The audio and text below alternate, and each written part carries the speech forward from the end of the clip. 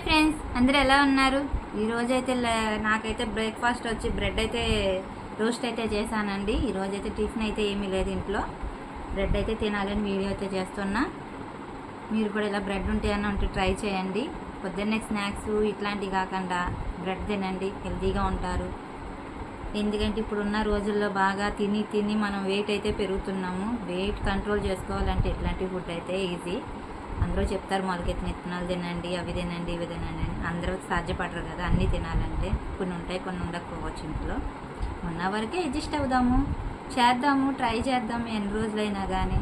ఎందుకంటే తిని ఫ్యాట్ పెరిగిన తర్వాత మనం ఇబ్బంది పడాలి కదా. తర్వాత జిమ్లని అవని వాటికి పెట్టుబడి పెట్టి మళ్ళీ మనం అన్నీ తిరిగి మళ్ళీ అదే మొదలుకు వస్తాము. ఎందుకంటే మనం తినే ఫుడ్లోనే మనం జాగ్రత్త తీసుకోవాలి. ఆ జాగ్రత్త తీసుకున్నప్పుడే ఆయిల్ అన్నీ కంట్రోల్ చేసుకుని మనం తిన్నామనుకోండి, మన ఇంట్లో టిప్ పాటించామనుకోండి, హెల్దీ మనకే ఉంటుంది కదా. ఎక్కడో బయటకు వెళ్ళి జిమ్కి వెళ్ళి ఇవన్నీ చేసే బదులు అదే మనీ సేవ్ చేసుకుని ఇంట్లో అయితే మనం ఇట్లా ఫుడ్ ప్రిపేర్ చేసుకోవచ్చు కదా. నేనైతే ఇట్లానే చేస్తానండి. ఎందుకంటే మా ఆయన గారు అయితే బాగా తిడతారు నన్ను, డబ్బులు అయితే సేవ్ చెయ్యి, నువ్వు ఖర్చు చేయొద్దు అని. నేనైతే అట్లనే ఉంటానండి. ఇంట్లో ఉన్నట్టు వరకే చేసుకుంటా దేనికైనా. బయట ఫుడ్ అయితే ఎక్కువ చేయను, తిన్ను కూడా. ఎప్పుడైనా తినాలి అనిపించినప్పుడు సాంబార్ ఇడ్లీ అయితే తింటానండి.